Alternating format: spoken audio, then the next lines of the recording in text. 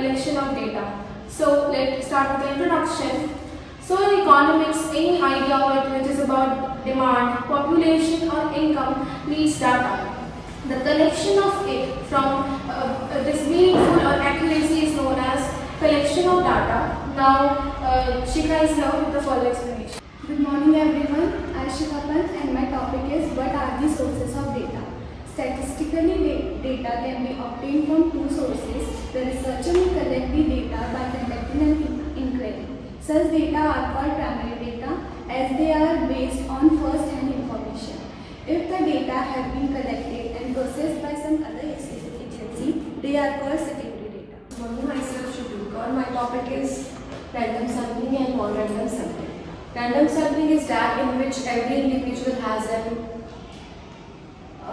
population samples are selected at once, and in non-random sampling, the population don't have an equal chance of being selected. Thank you.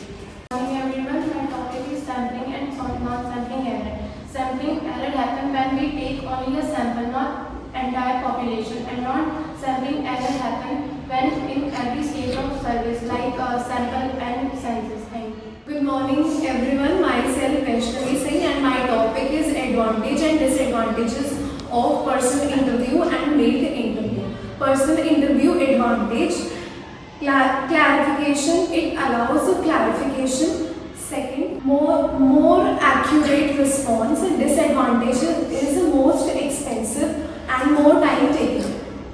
Mailed interview advantage is least expensive and disadvantage is low response rate. Thank you.